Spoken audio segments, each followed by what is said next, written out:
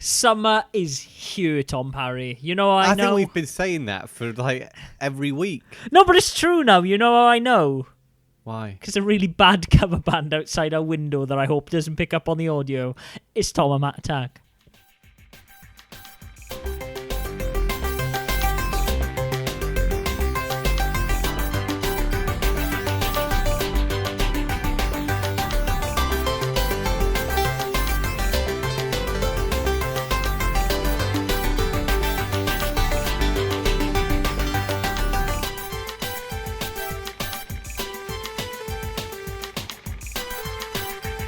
Give me an idea what he sounds like.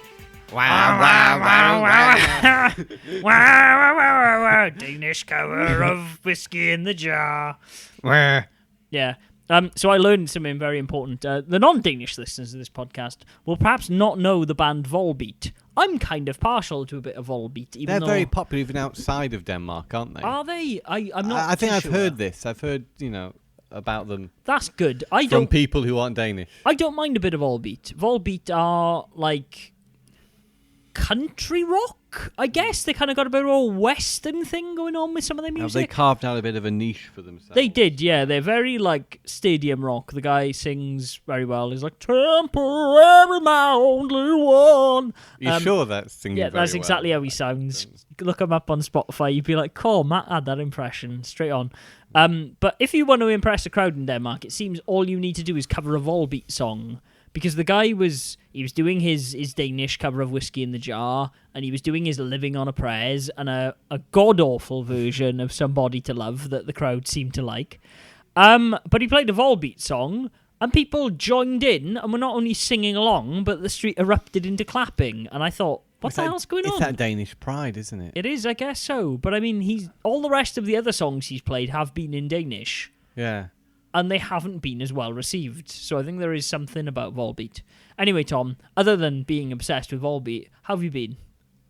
All right, cheers. Yeah? Sorry, I was just looking for something on my phone. I apologise. Tom Parry, you know the etiquette. I was looking for something for the podcast, actually, but yeah? I can't seem to find it. It's all right, don't worry. I was playing a bit of Sonic this morning. Really? I tell you Some that Sonic Mania? I think that last level's pretty hard, if it is indeed the last level. It's got one of them annoying mechanisms. And occasionally Sonic games have some mechanism, like it's like the equivalent of a spring, but it's more annoying. Okay. Spring, you just jump on them, you fire off. There's these little orbs which you kind of get thrown around. Oh, and then you yeah, have I to know jump things. off them. And it's fine when you understand the timing and everything, but it still can be a little bit frustrating. But I actually think it was a very fitting last level if it was that. And it had a good challenge behind it, and had a great name. Something called... Oh, God, I can't remember now. Thingamajiggy Zone. Had a great name. So Great name zone. Those who've played it will know what I mean. Cracking title zone. But yeah, my feelings about that game haven't changed. No? Though that was very difficult and I haven't finished it yet. That's a shame. Yeah. Yeah. Is that all? Your only thoughts on Sonic? No better bosses in that later half of that game? No better score? Well, I think it's just consistently good. Okay. I mean, you didn't see... I haven't played much more than you already saw last time, to be honest. No. One more level after, which was very reminiscent of Sonic CD and used that mechanic where Sonic gets shrunk. Yeah. And then the last level is its own beast, pretty much. I'd say brand new original level. Really good. Again. Yep. Okay, fair enough. I've not seen anything else to say that persuade me that this is not as good as I thought it was. It's still every bit as good as we were saying last week. Yeah. I'd say. Okay. I'd be interested to hear what you think about that last level. Yeah, I'm going to beat it. I'll probably do that tomorrow, actually. It was one of those things that was on my list of things to do this week, but I didn't get around to it. Lots of work and lots of post-work activities. No, not play. Exactly what you're missing. Yeah, I did play some Yakuza. I stuck some Yakuza 5 in. I don't know if that is as good a game as everyone has led me to believe. Yeah. I saw an article the other day on the internet, and it was telling you the order you should play them in. Have you read this article? No, I have not. It says you shouldn't bother with 1, you shouldn't bother with 2, you should just play 0, and then you should play 4 and 5. I completely disagree with that, because I'm sure 0 is a very good game. 2 is probably still the second best game in the series.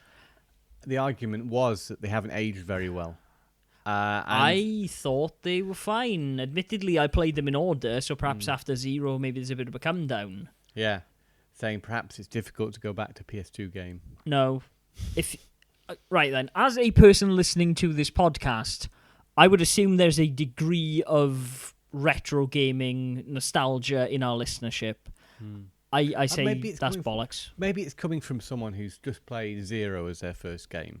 And then, then they're looking for another Yakuza game to play afterwards. Yes. Who've never played one before. Maybe they don't even have a PS2. Maybe they just have a PS4, perhaps. Yes. But then they can't play Yakuza 4, can they? No, then they can't play Yakuza 4 if they only have a PlayStation 4, because that's not the way the world works. Yeah. Though, to be honest with you, I will be very surprised if they don't do some kind of like Yakuza PS3 collection for the PS4 now in the wake of this new news. The new news, there's a new version of it, Yakuza 2. Yes, there is. I very much looking forward to it. I've heard from... Well, I saw the Polygon review of Yakuza 1 and Kiwami. Is that how you say it? I will look at it now. So Kiwami is the name. Yakuza Kiwami, which is out on the 29th. I have my pre-ordered copy, and I think it's already on its way with this nice steel book. Weirdly, if you go on Amazon at the moment, the steelbook version is actually cheaper than the standard version. So there you go. Little tip to you. £5 difference, Tom. Don't know why. So I will hopefully receive that next week. I was hoping to have gone through Yakuza 0 by the time that came out, so I could have caught the train at the end. But let me know when you're on 0, then I will also play it. It won't be too long now. I'm almost done with Yakuza 5. So I apologise for, again, talking about Yakuza, but this for those who thought it was the end of it last week. No, this game has stuff worth talking to. I'm not just going to go into like, wow, the plot's very good, because the plot isn't very good. So imagine, Tom, and imagine, listener, I've talked to you about a great game that pretty much involves you roaming the streets of Tokyo, beating the shit out of people in very interesting ways. Imagine if I said to you, well, 90% of the game you're going to play isn't actually that. 90% of the game is watching the story, which I would be fine with in previous Yakuza games, because the story has been very good. Very good. The story here seems a bit muddled. There's like... Because you are playing as 4 different characters, I think they intricately wove Yakuza 4's story together, and that's why I quite liked it, is because they had seeming threads that were very different coming together to form a very cool thing. A very cool thing. Honestly, like there was such a good payoff to Yakuza 4, because seemingly unrelated stories got you not only to care about characters that were never in the series before, like Saejima and Akiyama, and the guy I cannot never remember the name of because he's the least interesting of the two. And Tom's just pulled up a newspaper with Natalie Portman on the back. Keira Knightley. It's Keira Knightley. Wow, okay. I don't know celebrities. It's fine. And they managed to... Right then, I take it you're not interested in this with your puppetry of Keira Knightley. She's listening intently. She looks very bored. Tell me more about Yakuza, Matthew. Well, I want to hear everything. Well, Keira, if you insist. So it got you to care about characters. The story wove together and wove back into the threads of why Yakuza 1 happened the way it did. And I was like, wow, this is a really fucking good game. Yakuza 5, people will remember I said, like, oh, you drive a taxi. There's racing segments in this game. Isn't that weird? Well, it seems like every chapter has its own version of that, where you play a different game that's not a very good iteration of that game. Oh, dear. So, like, the racing game was, like, a good PS2 racing game. We've moved on since then. Saejima, who is the second character you play in this game, who is the guy from 4, the big dude who killed a load of people. His mini-game is playing, like, a weird hunting mode where you have to go out into the cold on a mountain and you have... Your health ticks down because it's so cold, but you can hunt game via traps and shooting, and it takes an age explaining this stuff to you. Like, a whole section of his chapter is devoted to explaining the hunting mechanics. And then you go off the mountain and you don't actually have to use them to progress the story, really. But you can go back and hunt if you want and earn money, and I was like, no, I'm good, because it's really fucking slow compared to what I'm used to for a Yakuza game. I don't know if I really like that. And then the third chapter, which is the one with Akiyama, who's perhaps my favourite character next to Kiryu in the entire series, the lone sharky dude from 4, you actually don't play as him for the entire chapter. You actually play as Haruka for the first time, who is like the little girl that Kiryu has saved and is brought up throughout the series. And 90% of that chapter is you playing a rhythm game. I literally mean like a Hatsune Miku style.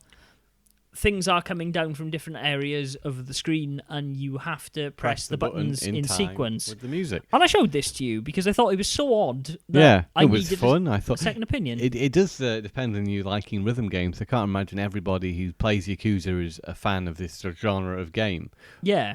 Maybe in Japan it's a little bit more widespread in its appeal, perhaps. Perhaps. But outside of Japan, maybe not. I don't know. Yeah, but the weird thing about it, right, is it's not just the same rhythm game. Like, if it was just like, okay, there's a quick chapter on this rhythm game, that would be fine. You have the Hatsune Miku style, like, icons coming in from different bits of the screen while Haruka is dancing. And that's fine. I actually found there's an option I didn't show you where you can turn it up to normal. And by the time I got through the chapter, I was like, oh, actually, it's the kind of the Guitar Hero problem, where if you're used to playing guitar and playing music, the button coordination isn't actually the right tempo for the track sometimes. And when I found I put it up to normal, actually, a lot of the rhythm actually flowed better with the beat of the song.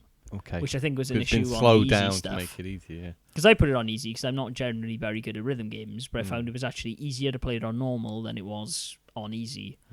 Then there's also like a street dance component, and as Tom asked me, did I experience this in Tokyo? Yes, I did. It was all over Tokyo. The people street dancing, just like in that episode of South Park. It was on all over Tokyo. It was on. Yes, exactly. No, it wasn't. But that employs a different mechanic where you've got to use the D-pad because there's almost 4 lanes. So there's one at the top, one at the bottom, left and right of Haruka. And they all have different buttons, and you have to press the right D-pad lane before you press the X, circle, square, and X buttons. Wasn't too hard. Yeah, to flick back and forth between the two. And that does get more challenging, and depending on the genre of music it is, I let you play the jazz one. I think I played the J-pop.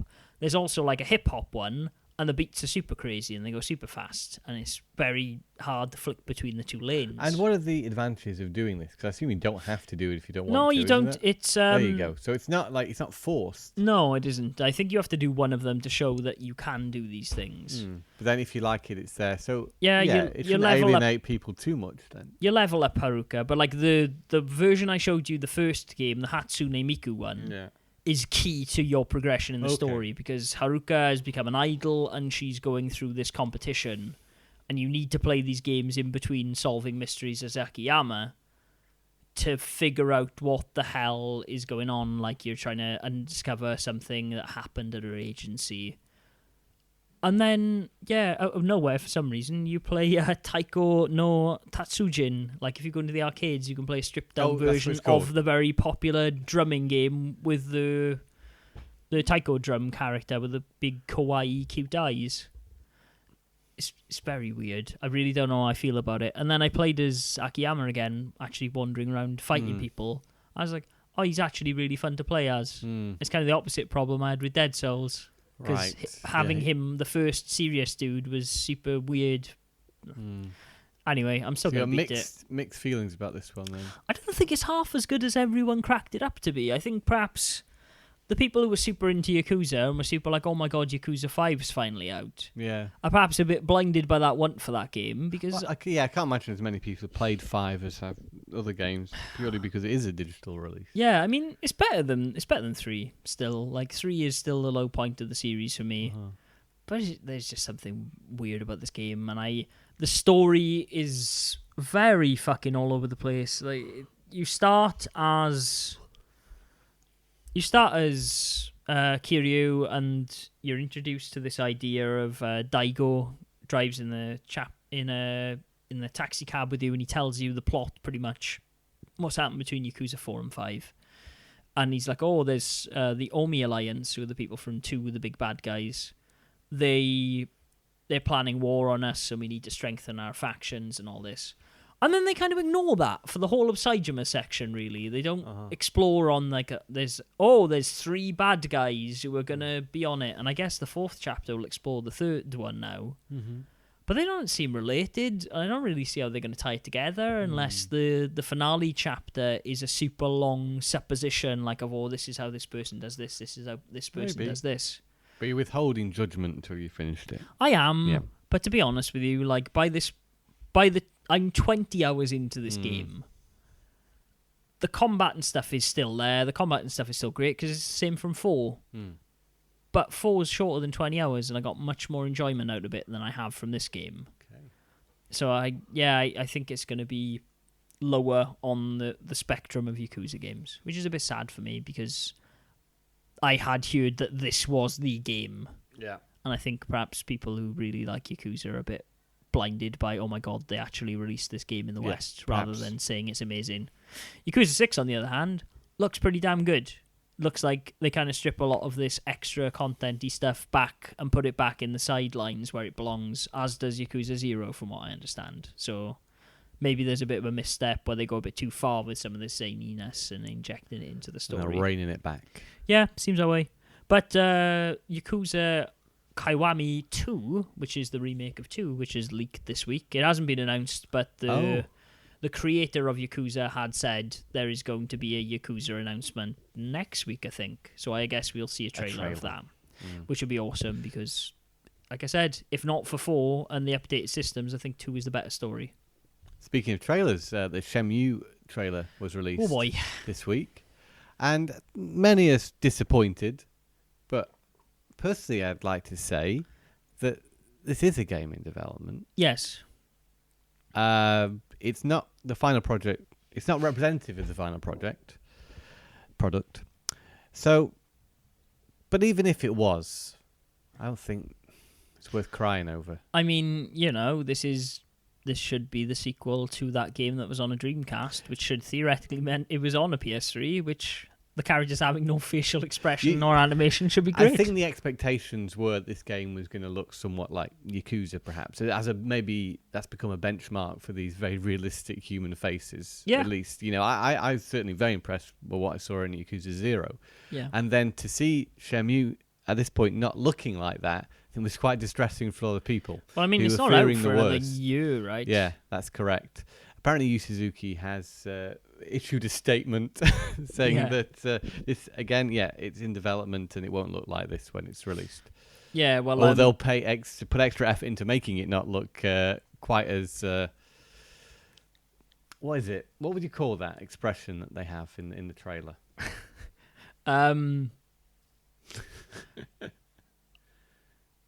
Lackluster, emotionless.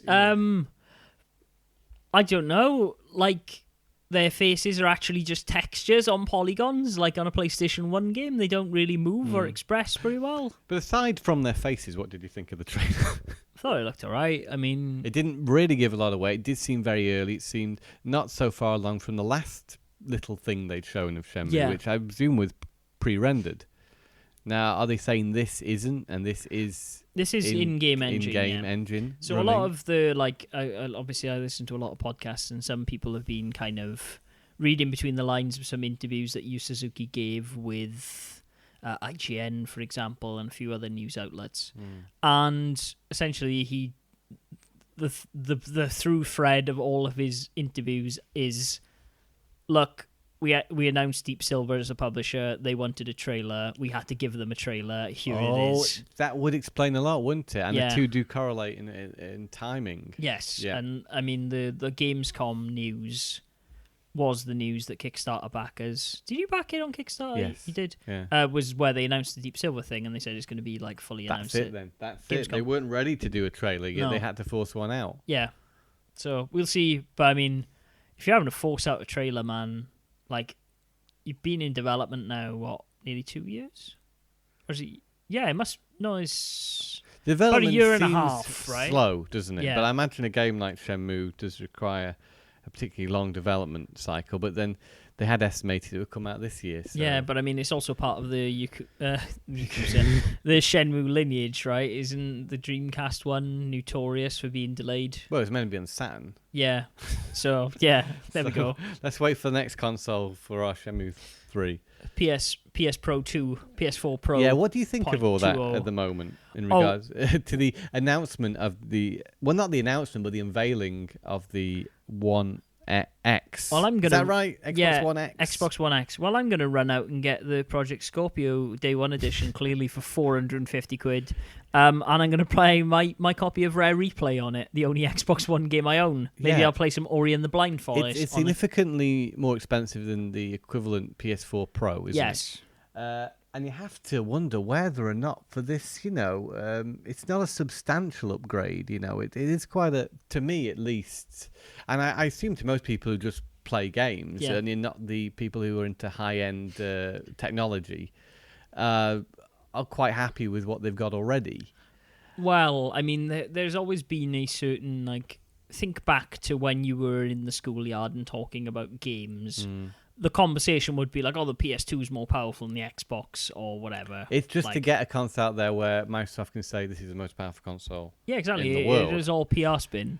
But it's also there is a certain level of person, I am one of them, who doesn't want a PC, who wants a box that can play these amazing looking games. At a reasonable price. At a reasonable price. Yeah. However, 450 quid is not that far off a very good PC. So it's hitting the point there where it's just a PC's not as user-friendly perhaps, but I mean, the UI on the fucking Xbox is garbage. So why not just spend an extra 150 quid and get a really decent PC that's going to last you a little bit longer, have access to the same games because of games for Windows now, so you can still play Forza and Halo and all of that other stuff on the PC, and then also play all of the other games that you would like to play, and then probably save that 150 quid in the cost of Steam games, because a console release of a game, say a Final Fantasy 15, is 60 quid, whereas the PC release will be 30 quid. For what you get for your money, is it worth it, though? That's the real question here, isn't it? I mean, potentially. I mean, there's a long list they released of games that are getting HD updates ready for this Pro. HD updates? Well, you know what I mean, games. 4K updates. Yeah. It's the same nonsense. But it just doesn't interest me. Neither does it me, and I'm wondering how well this is going to do, especially at that price. I don't know how well the Pro's done. The Pro seems to have done reasonably well. I think it's one of those things where if you have a Pro, if you were in the market for a PlayStation around the time the Pro came out, the price difference wasn't that big, so people bought the Pro. That being said, I hear a lot of those games don't really work very well on the Pro. It's not a very well catered for platform. There are some games that look amazing, things like Horizon and stuff that are Sony published, look awesome. So would you compare, say, the regular PlayStation and the Pro maybe to the decision you had to make back when you were buying an Xbox 360? I get the core one, or I know it's a different reason than what the core didn't have a hard drive. For me, it's more 3DS XL, right? Yeah. I know there was a slight difference in those, if you remember, where games should play better on the 3DS XL. Load faster. Yeah, not necessarily look better. And that's what they say now on the new 3DS as well, right? Is that some games can take advantage of the extra hardware on the new 3DS XL. And the only game that ever really did was that Xenoblade Chronicles, which I hear didn't run very well anyway. Yeah, I think some games for the Xbox One X. I'm just going to say this now. There's something I find quite confusing at best, because the other version of the Xbox is called the Xbox One S, and to me, S and X, they're pretty close. Yeah, people have been saying that. So it's easy to stumble over which one you're talking about. I don't think that was a very clever move. Yeah, but it does abbreviate now to Xbox again, rather than Xbone. Xbox One X. XBOX. It's just an Xbox. But that confuses things even more. I forgot what I was saying then. It wasn't that important. Yeah, that's a thing. It is a thing. I kind of feel a bit sorry for them with the Crackdown thing. What happened with Crackdown? Well, Crackdown's delayed until next year, but Crackdown was supposed to be the launch title for this thing. To show off to show all the now crazy they're relying stuff. on maybe Forza, perhaps? And Cuphead. That game I could buy on the Xbox One. Yeah. No, they're also releasing PlayerUnknown's Battlegrounds, which will be finally the reason for me to re-up my gold subscription, because I really want to play that game and I don't have a PC. You want to re-up your gold subscription when you're paying out more on your PlayStation subscription now? Well, the price increase of at the moment, £10, I think. At the moment, it's 375 krona. Mm. That's only in the UK, by the way. The price increase is only affects the UK market. An American. It's up in America and UK. Is it? Yeah. Isn't in Denmark at the moment. Same price, which is good. But it hasn't happened yet. No, it hasn't. But it's. I didn't think it was America. I know I'm sure America. the last price update had hit America. I don't know if this one did. Because of the pound. Yeah. The pound has gone down in value, therefore they had to up the price. I didn't realise it was just a UK thing. Yeah. I'm 90% sure on that. Maybe it hit the US as well, but from what I understand, it's because of the pound from the article I was reading. So, yeah, games will probably also be more expensive on the store now because of the value of the pound. Oh, that's a sad fact, isn't it? It is. Hooray, Brexit. Glad you voted for it, right? Let's not get political. No, let's not get political, but yeah, ramifications in your video they games. can affect you in your video games. It can, yeah. There's actually an offer on at the moment, though, for if you buy 12 months of Xbox Live, not Xbox Live, PSN, you'll get 15 months. So I'm going to do that, I think. Anyway. I did notice that one. So if your subscription is about to get up or you're worried about paying the extra tenner, just do it now and get an extra few months. It's all right. Yeah, because it stacks on, doesn't it? It does, They were saying in an email I received from Sony. I'm trying to find that bit that I was looking for earlier. So just for the podcast, I mentioned to Matt that I'd read something online about these subtitles on the front, motivational slogans on Sonic games. Yes. And they were really funny, and I wanted to share some of them on the podcast. Yeah. Here we go. I found one here. So Sonic the Hedgehog. This is the original game in Japan. Don't just sit there and waste your precious time. When you want to do something, do it right away. Do it when you can. It's the only way to live a life without regrets. Jesus, that's on the front of the box. And that's what Wow. Sonic the Hedgehog tells you to do. That's a lot of text. Okay. And in English. If you thought that one was good, then let's hear Sonic CD's one, which is a little bit hard to read because the picture's smaller. To live a life of power, you must have faith that what you believe is right, even if others tell you you're wrong. The first thing you must do is to live a life of power is to find courage. You must be ready to reach beyond the boundaries of time itself. And to do that, all you need is a will to take the first step. That's maybe referring to the time travel aspect of Sonic CD, I guess. Now, Sonic Knuckles is the most obscure one. Right. Sonic races through the green fields. The sun races through a blue sky filled with white clouds. The ways of his heart are much like the sun. Sonic runs and rests, and the sun rises and sets. Don't give up on the sun. Don't make the sun laugh at you. Philosophical Sonic right there, Tom. So who's to know that it's always been a thing of Sonic games? Wow, that's weird. I kind of get it that they're not in the English versions, because I would have just looked at those as a kid and been like, what the fuck? We might have had some amazing moment of clarity. Do you think that's how they start a Sonic game, is they write something like that? That's like their mission statement. I guess he did it once and thought, oh, this is fun. This is a stupid thing. Let's keep doing this. It's typically Japanese, but I thought that was a fun one to share. Yeah. You've been buying and playing anything else? Good question, Matthew. Yes, I purchased a copy of Bloodwake for the Xbox at an affordable £3.50. Bloodwake? Bloodwake, yeah, it's a boat game. That one. Yeah, okay. Yeah. I'd been hearing good things about it, and it was a game I didn't have and thought I'd like to try out. Yeah. Fair enough. Yeah. I've been quite careful with my cash as late. Your Kate Nash. Me Kate. God, I wish. I'm going to make that into Cockney rhyming slang. I am not Cockney, and it doesn't work very well, but, got me Kate Nash. That's a good one. What about this that you've bought here? Oh, yeah, shit. Let's I talk bought a about that. VTech Smile Pocket learning system. The latest addition to my handheld collection, and clearly the best. I don't know if it works yet. I tried to power it on with some new batteries just now, and there's some corrosion on it, so I have to take it apart and reassemble it. Two reasons behind it. One, I always see these bloody VTech Smile cartridges at flea markets, and they never cost anything. And when you see them, do you say to yourself, "Omg"? No, well, I keep seeing VTech Smiles. Like they seem to have sold really well over here, and I bought one for my nephew Jack, who is now going on 13. And at the time, he was about 3, I think. It was his first video game console. And I got it for him. And it came with a Winnie the Pooh game. I didn't buy him any other title. And the Winnie the Pooh game was hot garbage. And so ever since then, anytime I've seen a VTech Smile system, regardless of how many games it had, because they usually come with about 5 or 6 games when I see them, and they cost nothing, I've gone, yeah, but do I really need one? Because they're pretty big things, because the console's actually kind of well designed. It's got a plastic lid in the back of the console where you can slot about 8 or 9 cartridges in, which is why they tend to come with the systems. But this one doesn't. Obviously it's a much smaller model. It's got an LCD screen on it, and it's also got a TV out via a jack to AV cable. Mm-hmm. So it could be all right.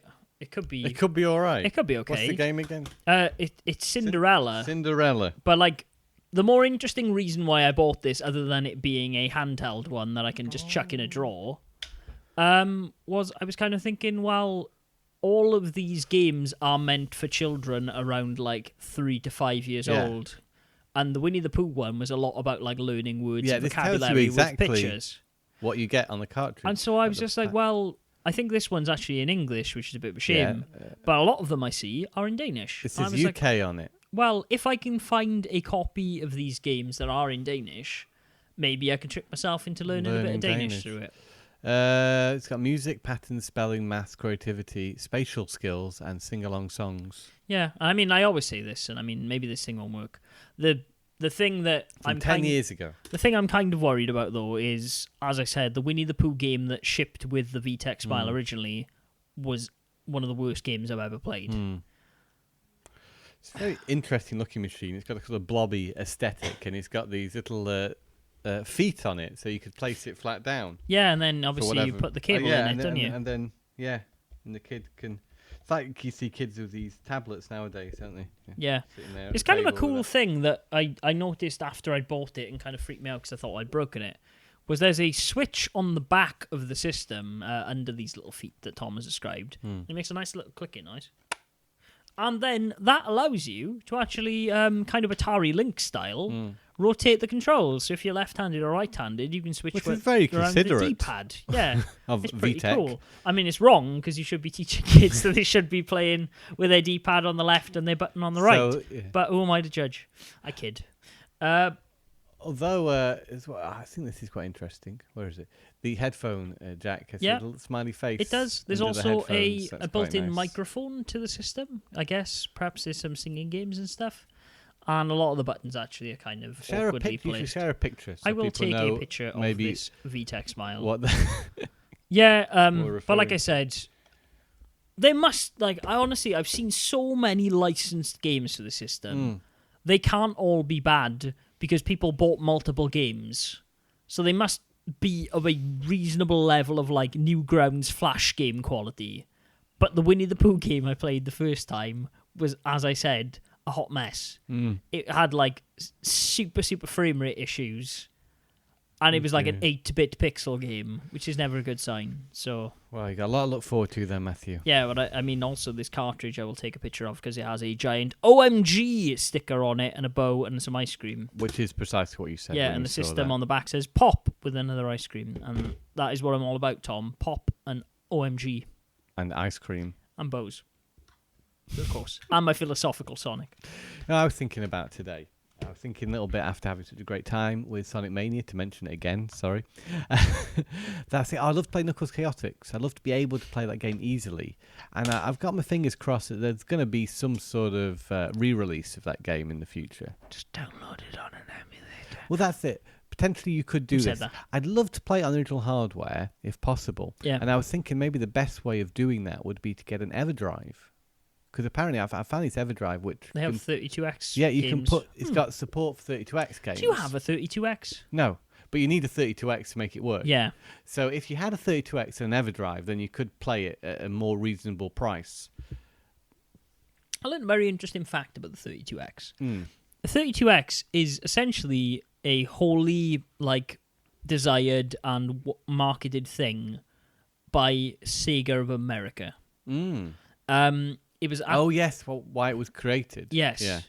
This whole idea that they had released the Mega CD to try and hold over the new 32-bit consoles and the delay of the Saturn.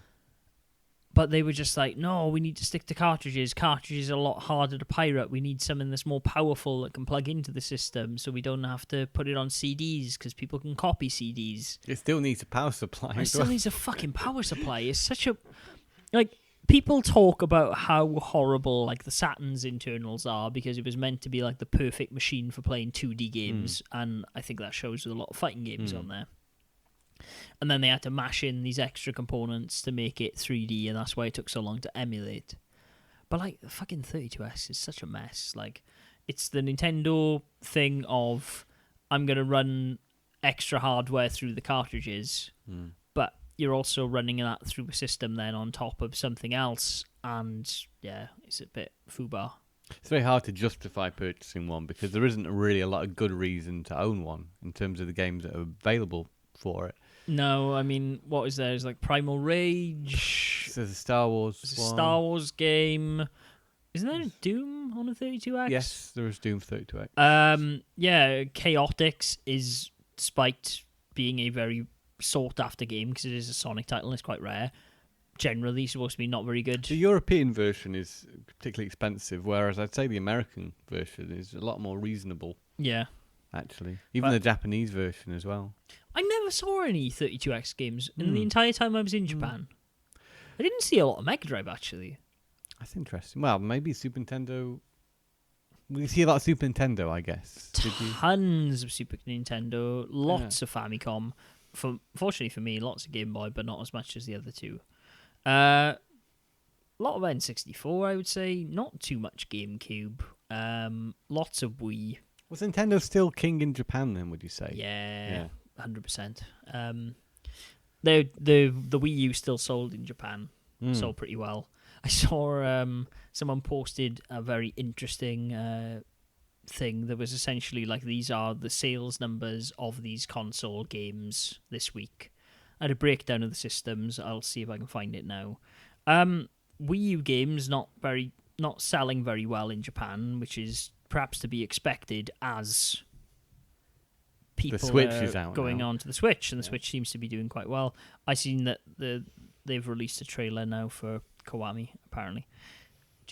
They actually put the trailer out. Oh, it's actually hardware sales, sorry, not games. So you got the PlayStation 4 at the top, selling a very respectable 34,000 units. The Switch, right behind it. No, actually, sorry, it's 28,000 units that particular week and 34 that month. So this is the month of August and the second week. So, yeah, it's done all right. The Switch sold 22,000 units, selling 87,000 this month so far. I imagine it's probably in the hundreds now. The new 3DS LL. LL? I don't know what it says. I guess it's the new 3DS. Yeah, I guess it should say XL. Or unless it's the little one. No, it's new 3DS is further down the list. New 3DS XL, 10,000. New 2DS at 14,000 goes down the list. Wii U is 9th on the list. Sold 151 units. Pretty low down, 9. PlayStation 3 behind it, selling 110 new units, which, you know, it's a console that's long been phased out. I don't think there's really any new games for it. Xbox One at 1,100 units. And yeah, that had sold a grand total of... you didn't mention the Vita there. 100. No. Actually, I don't know if the Vita's on that list. I had skimmed over the idea of the Vita. It's probably in the middle somewhere. Yeah, Vita sold 5,000 units. Wow. Not so bad for the Vita then. No, not so... this is the thing, man. Actually, the Vita's still a thing, isn't it? In Japan, there are Vita games everywhere. There are huge displays for Vita. There's actually a new Vita game announced recently, which is quite a big deal, and that's The Secret of Mana remake. Yeah. Kind of is a bit sad for me, though, because obviously I bought that Switch collection of Secret of Mana games in Japan because I played all of them to death. Yeah. And I was just kind of like, oh, well, maybe they'll localize it, maybe they won't. But this seems to be the Monster Hunter thing all over again, of the back of E3, where they're like, yeah, we're releasing Monster Hunter XX Tribal or whatever it is, the Switch version of the 3DS game. And then they announced Monster Hunter World, and they're like, yeah, it's coming to the PS4 and the Xbox One and the PC. Don't talk about Switch. Yeah. And then Square kind of was like, yeah, we're going to release this thing in Japan, Seikendetsu 1, 2, and 3. Isn't that great? And then we're going to remake... Well, we got to give something We're going to remake this for the PlayStation 4 and PC. Yeah. And it's just like, oh, but why don't you... Do you know what? I saw that trailer, and instead of feeling like, wow, I'm so excited, because that's actually an RPG I do like and have some fond memories of playing back on an emulator in the day. I was like, does this game really need a remake? Does it warrant a remake? Yes.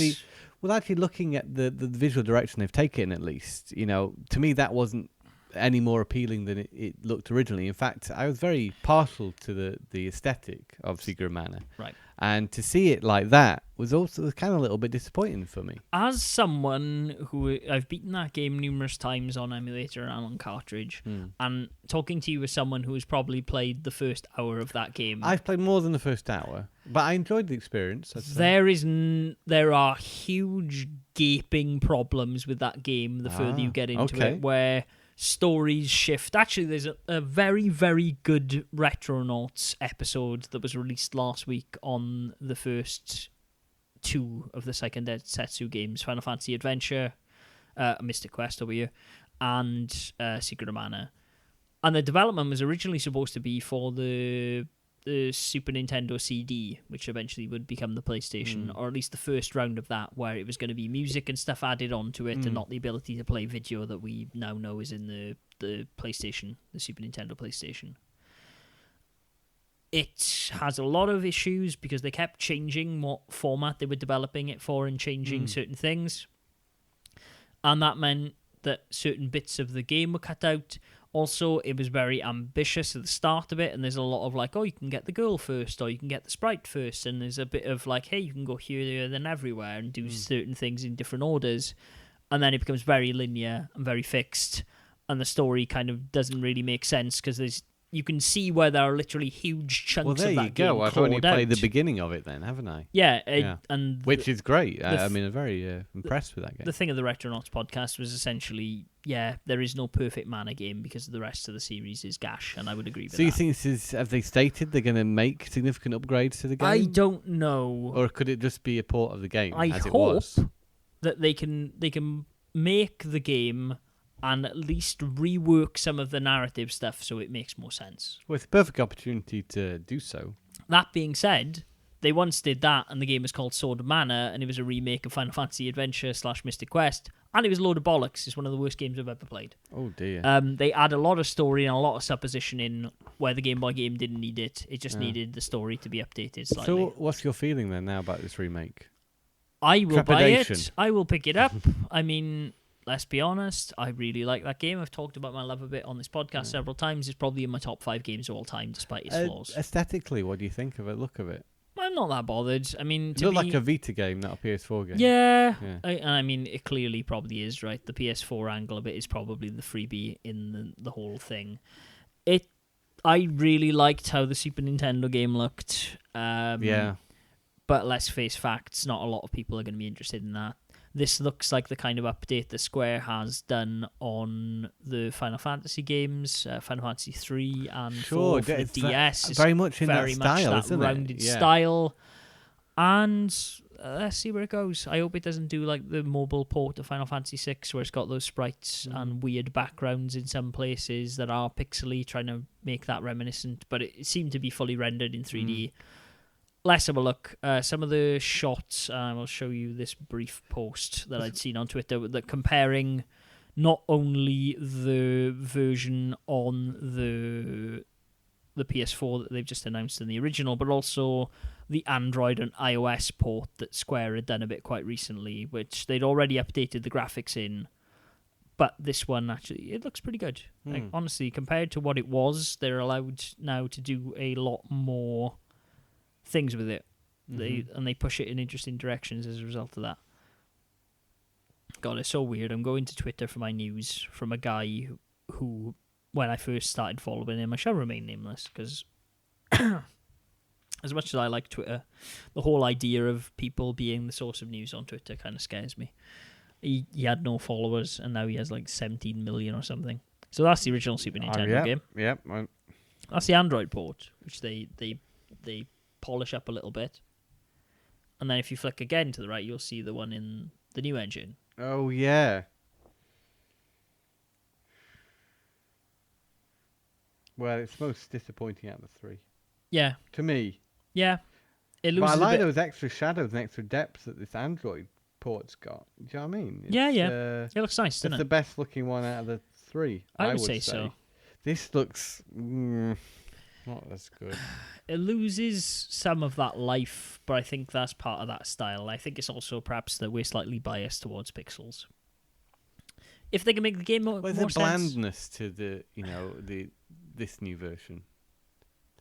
Yeah, but it's also still in development, right? It's not... Yeah. Oh, let's not do the Shenmue 3 thing. Exactly. I mean, as someone who really loves that game, like I said, perhaps in my top 5 games of all time, I'm looking forward to it. I'm cautiously optimistic. Yeah. Super. Nintendo. Sega Genesis. When I was dead, broke, I couldn't picture this. Sorry, it's a bit of Biggie Smalls for you. Really? Yes, that is it. That is a rapper, Tom. I know. From the 90s. I'm hip and down with the kids. There was a reference to Sega in Everything Everything, that band? Yes. On the last album, not the new one that's come out. It says, crowded around a Game Gear like Sega never died. I heard someone make That's a good one, isn't it? I heard someone make the interesting comment that they'd seen a picture on Twitter. There was the Nintendo Switch with Sonic on it and going, "Hey Ma, look, it's the Game Gear in 2017."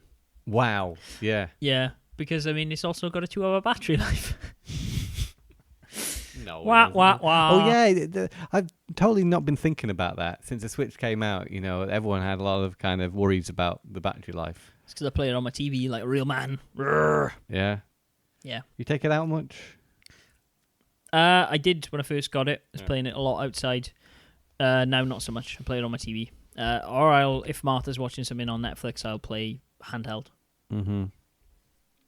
Now with so many, how long has it been since the Switch came out? It has been March or May. Was it May? Yeah, I think it was May. Mm. No, it must have been. It must have been earlier than that. Because I was in Japan in May, and the Seiken Detsu collection had come out. That's the thing; it's been out a reasonable time now. Yes. And for me, it still hasn't had that game that's made me want to get it. In fact, every game that's available for it, I feel I can get a similar, if not the same, experience elsewhere. I mean, but I did hear recently about Pac-Man Versus being available for this, which is incredibly exciting to have a more modern console with a version of that, and it's a perfect fit as well, isn't it? Although you could get in play 3-player off the bat, Yeah. Because can you? How do you do this? What 3-player? How does Pac-Man Versus work on the Switch? You buy a Pro controller, or you buy another set of Joy-Cons, which is probably... You have to buy another set of Joy-Cons because you need to have those two attached to the screen to play the Pac-Man bit. So you'll need an additional 3 controllers. Yeah, potentially. I'm going to buy Unless 2 more you Joy-Cons. only use half of... Maybe you can do use a one Joy-Con. I mean, maybe you can use a touchscreen. There is a touch screen on the Switch. Yeah, I'd like to see how that's done because potentially that's really exciting for me personally because that game is one of the greatest multiplayer games I've ever played. Like I said to you, I'm going to pick up more Joy-Cons for the first time ever because I really like how those yellow ones look. If only they were cheaper, as with everything, I guess. It's like 65 quid or they were a lot something for cheaper a in couple of- Japan. I'm going to wait for another colleague to go, I think, and then I'll give them some of the yen we got kicking around still to get me some Joy-Cons. Oh, it's nice to have some yen kicking around. It is, yeah. I also got Hong Kong dollars from like ages ago when I went to Hong Kong in a jar that I'm just like, I'm probably never going to go to Hong Kong again. I don't know what I'm going to do. Oh, with you these. loved Hong Kong. I loved Hong Kong. Maybe I would you will love go to again. go to Hong Kong again, but we'll see. Find the time, yeah? Yeah. But I also love Japan now, and I'm like, well, I can just go to Japan. Yeah, that's how it goes. Oh, they've got their own unique appeals. They have. You are correct. Bought and played anything else? Bought or played anything else this week? I wanted to play Dead Rising 4 this morning. Yeah. But I had a 12 gigabyte update, so I just played Sonic while that updated. Yeah, And I had fair to do enough. something else. Yeah. I picked you up a game yesterday. Yes, let's talk a little bit about that. Yeah, so I went to a flea market yesterday in a town called Ho, H-O, which prompted an entire Twitter conversation. If you want to see that and some of the funniest town names in the world, go to my Twitter, which is at GameBoyle. So I took a picture of the Ho street sign. Some of the best town names that I was given is there is a town called Focking, spelt like fucking, in Vienna. Not Vienna, in Austria, sorry. Not that far from Vienna, which I'm going to go visit. I really recommend you read the Wikipedia page of the town of Fucking, because it is perhaps one of the greatest things I've ever read. The town is named after an 8th century Bavarian lord called Fucko. And it wasn't until after World War II where a lot of the American soldiers who were based in Germany were coming to this town to have their picture taken with the street sign that the people who were living in this town, because it's 100 people max, realised that it was what it meant in English, and they've owned that now, and so they have a beer called Fucking Hell. Yeah, and that's great. Hell means pale in German, so it's a pale ale. And there's a bit of this Wikipedia article is amazing. It's essentially the woman who's like the tourist, the person who owns the guest house in Fucking, because people are coming from all over the world to this small town. And she's just like, I was very sorry when I had to explain to a British woman that there's no fucking postcards. And I was just like, it works on so many levels. It's beautiful. Go read it. It's the best 5 minutes of your time you could ever experience. That's great. Yeah, so I went to this town of Ho, and they had, there's a market here I've talked about on the podcast called Vorbasso, and it's a horse market. This is a sheep market, which as a Welshman, I had to go because it's a sheep market. And they had some bits and bobs, and to be honest with you, not a lot of games there. I walked around, there were some odd bits of PS2. I got very excited by a copy of Bloody Roar 2 that was in a pile of CDs, and I pulled it out. And not only was the front of the case missing and there was no manual or anything, but what was inside was a copy of Soul Blade. I was like, oh, that'll do. And then I picked it up and it was actually snapped in half. So I did not buy that copy of Soul Blade. The soul didn't burn in that one. No, it's exactly the same thing. It happened with that bloody copy of Wu-Tang I picked up the other day. Yeah. It's the exact same, like, half crack through the disc. Crazy. Yeah, I don't know why. What are they doing why. to these games? I don't know, Tom. Throwing them around, I guess. I bought a nice Polaroid camera. I bought some books, because there was literally a trailer full of books that said anything, like any books you want in this trailer, 15 krona, for regardless of how many you buy. So me and our colleague Chris, he went nuts and bought loads of Danish Stephen King. I just bought things that look pretty, because that's the way I am. And then I walked to a stall. We were having a walk around, and there was one I saw had a load of CDs, like a literal wall of CDs. And I looked then to the right of that, and there was just some like bits on the table, and they were all priced. Ironically, if you look at the spine of the copy of Project Zero that's in the box behind you, it has, on the spine of it, a blue sticker, in the same way I put stickers on to complete them. Is someone else doing this? No, they were just doing it for price marking purposes.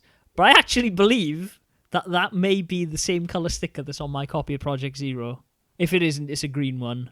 Because you've already got this game? I already have Project Zero. Why do you buy it again, then? Because I picked it up because it's good trade stuff. And admittedly, I'd driven like 3 hours in a car, and at the time, it was the only game I saw that I wanted. And I was like, oh, well, I'll get this copy of Project Zero. At least this trip wasn't a complete waste. It's in really good nick. Then I picked up a copy of Samba de Amigo, which was in another pile of stuff. Got a blue sticker on it. Yep. The case, though, weirdly, if you pick that up, where the barcode is, they've cut out a bit of plastic, and on the front, where where the other logo is cut out. Another odd thing about that game, Tom, is that when I flicked it over and looked at who had ported that to the Wii, Gearbox. I guess they were just on that Wii cash train of just like, oh well, give us something, we'll port it and make a bit of money. And it contains no material likely to offend or harm. Yeah, which is good. I got that. And then I was looking, and they had some random PlayStation 1 games and DS games scattered here and there. And so I was looking through the DS games. There was nothing really that caught my eye. They did have a copy of Contact, which is the Oh yeah, it's an RPG. RPG by Suda. I was like, oh, that might be nice to give to one of our colleagues who's recently bought a DS, and I picked it out, and unfortunately the game wasn't in there, so I put that back. And then I looked at the PS1 games, and I think it was like there was NHL, one of the NHL games, and a FIFA game, and a copy of Hercules. And I was just like, I picked it up. You thought Hercules. I was just like, I remember that game not being too bad. Yeah. And I picked it up, and like immediately I could feel there was no manual in there, and the bit on the top flopped down. What would you call it? Like a cover card, I guess. The bit that slides into the case to let you know what game it is. Yeah, the cover a bit. And as soon as the cover flopped down, I saw there was a yellow disc in there. I was like, it isn't, is it? And I opened it, and it was a copy of Tombi. I was like, what are the fucking odds? Tombi's a little bit of an obscure game. Yeah, ironically... You don't see it often, do you, in the wild? You do not. The retro game market But I you was do. at last week had... The guy had 2 copies of it, and there was a guy I was chatting to who was just like, I've never seen a copy of Tombi. This guy's got 2 of them. This is amazing, blah, blah, blah, blah, blah. And I was like, not really amazing, because it's 900 kroner, and I bought mine for 10. And then, lo and behold, bought another one for 10 kroner, which, Tom Parry, I gave you the gamble of, should I give you this for 10 kroner? And you were like... Oh, that was a bit of fun. It was. But I did, yeah. I knew, coming from you, Matthew, this wouldn't be half bad. No, well, so, I already had it. The disc was scratched to absolute buggery, which I was a bit, that's a bit of a shame. But I knew you would wanted this game. I knew you already owned it digitally. I was like, oh, go on, I'll take a chance for 10 krona. So I messaged Tom and was like, question is, do you want to play 10 krona for this random ass game in the Hercules box? I took a bit of convincing. You did. It took like 3 or 4 tweets. And then a few people twigged onto what it was, but they didn't at you. And they were like, oh my God, is that a copy of Tombi? I hadn't seen that when I You agreed hadn't seen to, that, no. And then I purchase flipped that it one. open, his copy of Tombi. Unfortunately, pre-disc Doctor at least, it doesn't seem to work. It doesn't. It does play. It Yeah. starts up, and you know something's wrong when it can't play the FMV properly at the beginning. Yeah. You know, it stutters, and then you think, oh, maybe I'll just skip this. Maybe actually the game, will be playable.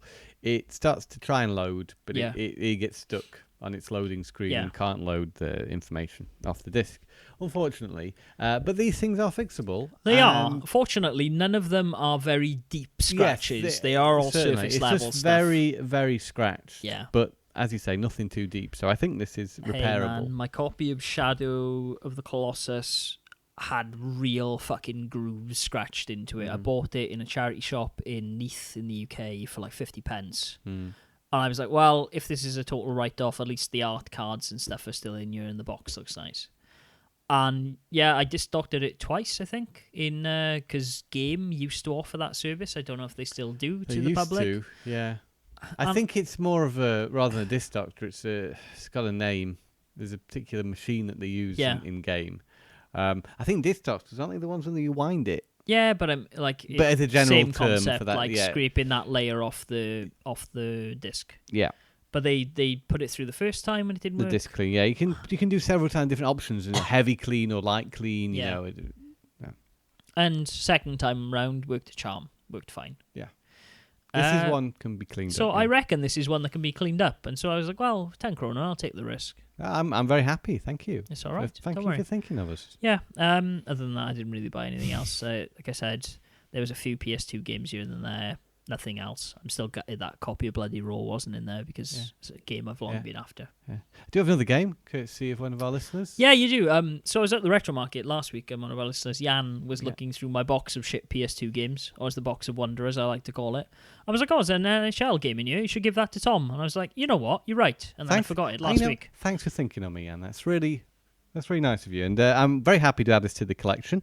I do have an NHL game on the PS2, but it is a NHL Blitz game, Yes. I think, which is a very different sort of hockey game to this one, which is NHL 06, which, nice condition. It was my copy of it. Like I said, I never played sports games on the PS2. I bought it because I got into NHL at the time. when I first moved over here, I was watching quite a bit of hockey and staying up till stupid o'clock in the morning to do it. And then I just got an Xbox 361 eventually. I think I bought 14 or something like that. That's cool. Because I haven't really picked up much this week. I did the other week. I forgot. Maybe I picked up last Sunday. Airzonk is available on the Wii U. Oh, really? I saw all the Final Fantasy games are now available on the Wii U as well. I would like them to be available on the Switch. That console that I just spent like 300 quid on. That would be nice. Yeah, I don't know if Airzonk's on the Switch also, but that's a very difficult game, but a very cool side-scrolling shooter with some great personality graphics. I looked for the card of that while I was in Japan. Couldn't find it anywhere. Well worth getting. It's only about $5 download on the Wii U. Much cheaper than the only copy I saw in Japan. I tell you that for free. Do pick it up if you like those sort of games. Yeah, cool. I guess that brings us to the end of the podcast then. I guess it does. That's about it then. Right, if you've liked this podcast, you can find us in a variety of places. On Facebook at facebook.com/TomAttack, on Twitter at TMAcast, and us personally you can find on Twitter at TomParry11 and at GameBoyle. You can also listen to the podcast in a variety of places, tomattack.com/podcast. You can go to blastprocess.com as well as the blastprocess.com YouTube channel where you can listen to this podcast every week when it comes out. Tom's actually on top of updating it now. Pretty much. Last week's episode isn't on there at the moment. Oh, Tom Barry, but it will be this weekend. Good. And yeah, other than that, you can listen to us in iTunes. And if you are listening to us on iTunes, why not subscribe, share the podcast with people you think may be interested in it, and give us a cheeky rate while you're there. Why not? We'd like to hear from you. On that note, Tom, I think we should call it a day. Yes. Good. Firm answer there. I like it. Right, cool. Until next week, everybody, I think there's only 2 words to say. And those are, Tom. Game on.